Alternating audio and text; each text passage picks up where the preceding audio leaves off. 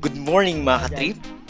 Day 2 na natin dito sa Villagracia at ramdam na ramdam ang probinsyang umaga. Presko ang hangin, tahimik ang paligid at syempre, mas masarap ang kape kapag ganito ang view. Nang natapos ang pagkakape sa terrace, unti-unti namang nabuhay ang kusina. Si April ang naganda ng kaning lamig na gagawing sinangag. Tipid hakyan mga katrip, walang sayang sa ating mga Pilipino. Si Jemar naman, steady lang sa pagluluto. Siya ang ating cook for today. Samantalang si Ryan, todo effort sa pagbukas ng buko. Alam nyo ba mga katrip, ang buko juice ay natural na energy drink.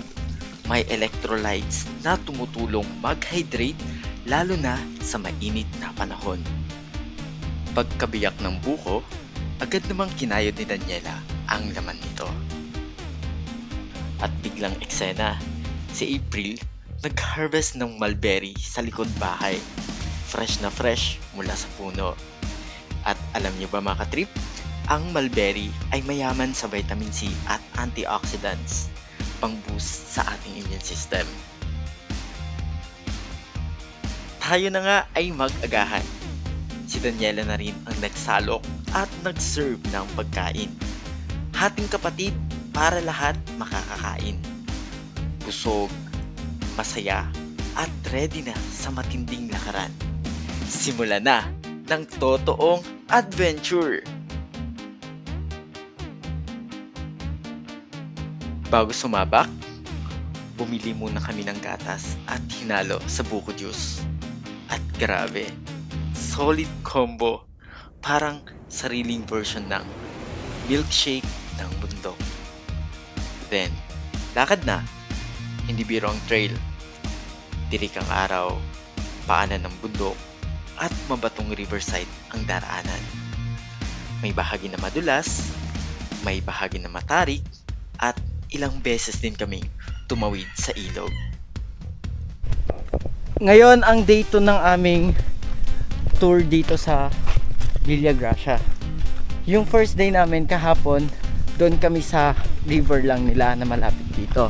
And then yung ngayon, day 2, papunta kami sa Jalanis, dun sa may waterfalls. Hello, shout out kayo dyan. Sinong gusto niyo i-shout out? Shout out sa pogi kong boyfriend.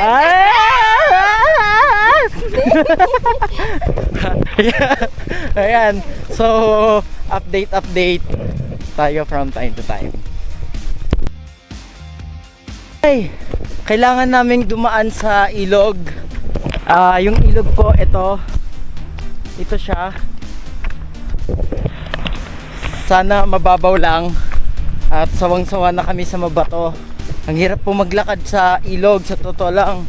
Mabato eh.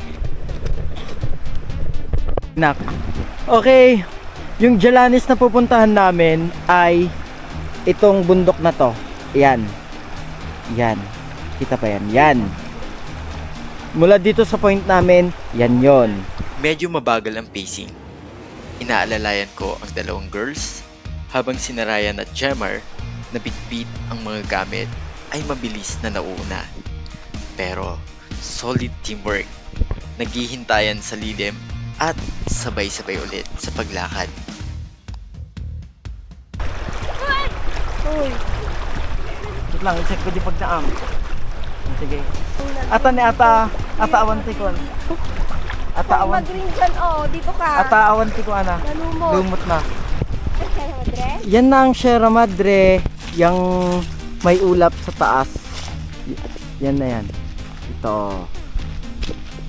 Nasa dulo na kasi ito ng Quirino province eh. Tapos bandar yan, Aurora na. Ito na yung bundok, malapit na tayo. Sobrang lapit na.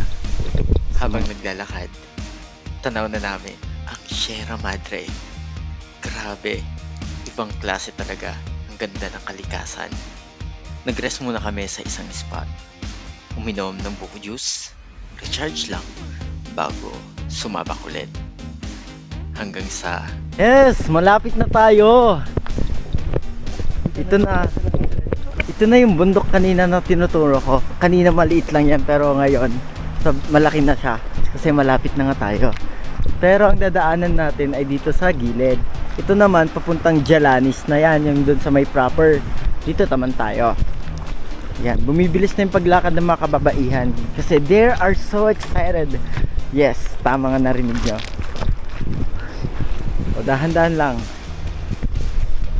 May naririnig na akong tubig, guys. Yun na yun. This is it, Pansit. Let's go find out. Yun na nga. Wow. Wow, ito na. We are here. Oh, ayun yung falls. Wow.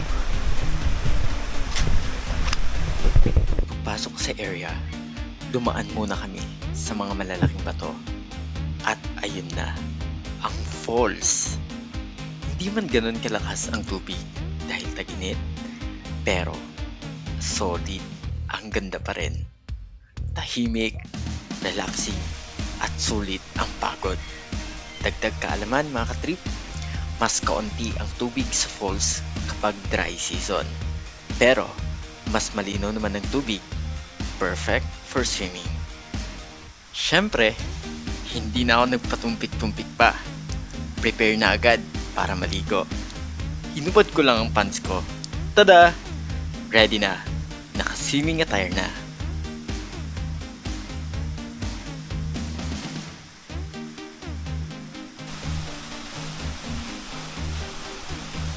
Picture dito.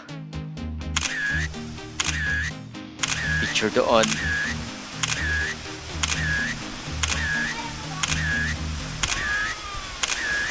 Tawa, kwentuhan, at syempre, enjoy sa malamig na tubig. Paglapit ko sa mismong bagsak ng tubig, kahit mahina, ramdam mo pa rin yung pressure.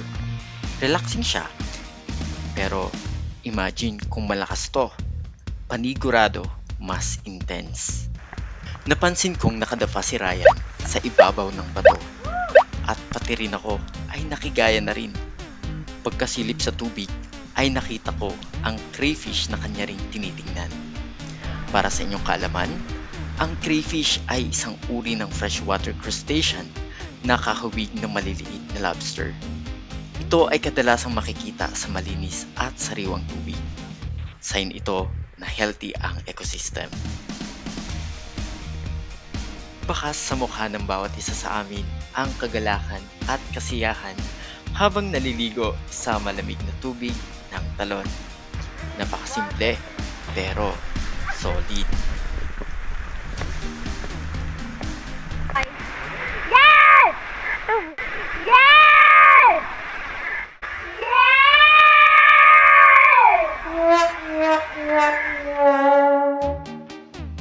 Kwentuhan, tawanan, kulitan, bawat sandali ramdam mo ang saya at gaan ng pakiramdam. Yung tipong ayaw mo nang umalis. Pero syempre, kahit gaano kasarap manatili, kailangan ding magpatuloy. Dahil alam mong may susunod pang kwento, may panibagong adventure na naghihintay. Paalala lang mga katrip, bago iwan ang lugar, ugaliing kunin ang mga pinagkainan o mga basura at itapon sa tamang tapunan. Ating alagaan at respetuhin ang kapaligiran. Pabalik na kami sa bahay nila Jemar, pero pagka nadaanan namin yung ilog na nadaanan namin kanina, yung malinaw, mag-stay muna kami doon. Mga maliligo lang ng ilang sandali para naman masulit namin. Pero kailangan din namin makaalis agad dito. May mga responsibilidad kami sa aming mga lugar. So ito, sobrang init talaga, legit. At wala akong sapat na protection sa araw. Oh, worth it. Ayun yung dalawang kasama namin na babae na sa likod. Tapos yung dalawang lalaki naman na dun, nauna na. Mabibilis sila maglakad eh. O sige, Back to reality tayo. Lakad ulit, pabalik. Pero hindi pa dito natatapos ang ating adventure. nakahanap pa kami ng spot na perfect tambayan at paliguan. Lalo na sa mga hindi marunong lumangoy, tulad namin. Dito na rin nag-practice. At syempre, hindi mawawala ang underwater shots.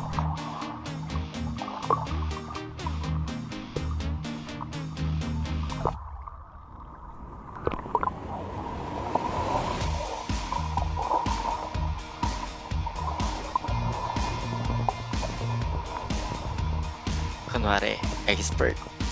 Fake it till you make it. Ika nga. Pero, kailangan pa talaga ng maraming practice. Hindi na na-record ang paglalakbay pabalik sa bahay. Pero pagdating, diretso banlaw at ligo sa poso. Ito'y bahagi ng aming paghahanda sa aming mga pag-uwi.